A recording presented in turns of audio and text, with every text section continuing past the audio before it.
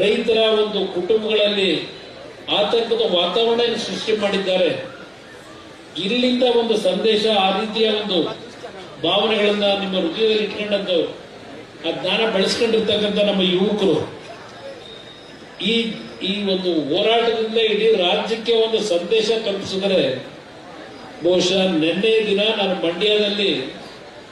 ಮಂಡ್ಯದ ಮದ್ದೂರು ತಾಲೂಕಿನಲ್ಲಿರ್ತಕ್ಕಂಥ ನವೋದಯ ವಿದ್ಯಾಲಯಕ್ಕೆ ಹೋಗಿದ್ದೆ. ಇದು ನೀನು ಇದ್ದಲ್ಲಪ್ಪ, ನಿನ್ನೆ ಬಂದಿದ್ದಲ್ಲ ಮಕ್ಕಳು ಕರ್ಕೊಂಡು ದೇವಸ್ಥಾನಕ್ಕೆ ಹೋಗ್ತಾ ಇದ್ದೀನಿ, ನೀನು ನೋಡಿ ಬಂದೆ ಅಣ್ಣ ಅಂತ.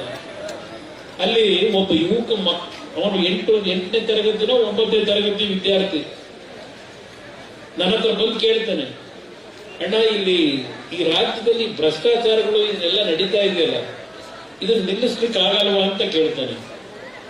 ಉತ್ತರ ಏನು ಕೊಡೋದು? ಒಬ್ಬ ಯುವಕ 8ನೇ ತರಗತಿ ಓದ್ತಕ್ಕಂಥ ಯುವಕ ನನ್ನ ಪ್ರಶ್ನೆ ಮಾಡ್ತೀನಿ. ಇದೆಲ್ಲ ಯಾತಿಗೆ ನಾನು ಹೇಳ್ತಾ ಇದ್ದೇನೆ?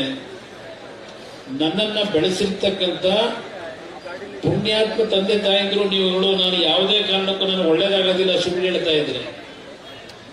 ನಾನೀಗ 5ನೇ ಬಾರಿ ನನ್ನ ಜೀವನದಲ್ಲಿ ದೇವರಿಂದ ಜೀವದಾನ ಪಡೆದು ಬಂದಿರ್ತಾನು ಇಲ್ಲಿ ಕೂತಿದ್ದೇನೆ ನಿಮ್ ಮುಂದೆ ಇವತ್ತು ಕೂತ್ ಮಾತಾಡೋ ಪರಿಸ್ಥಿತಿ ನಾನು ಇರಲಿಲ್ಲ.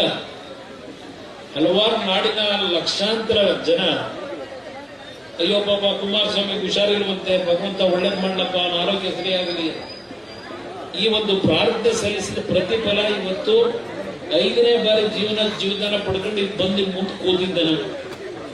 ನನ್ನ ತಾಯಂದ್ರು ಕಳೆದ 470 ದಿವಸದಿಂದ ಮನೆ ಕೆಲಸ ಮಾಡೋದು ಬಿಟ್ಟು, ಕೃಷಿ ಕೆಲಸನೂ ಮಾಡೋದು ಬಿಟ್ಟು, ಇವತ್ತು ಈ ಸರ್ಕಾರ ಕಣ್ತರಿಸಬೇಕು ಅಂತ ಹೇಳಿ ಇಷ್ಟು ಹೋರಾಟ ಏನ್ ಮಾಡ್ಕೊಂಡ್ ಬಂದಿದ್ದೀರಿ. ನಿಮ್ ಪಾದಕ್ಕೆ ನಾನು ನಮಸ್ಕಾರ ಹೇಳ್ತೀನಿ.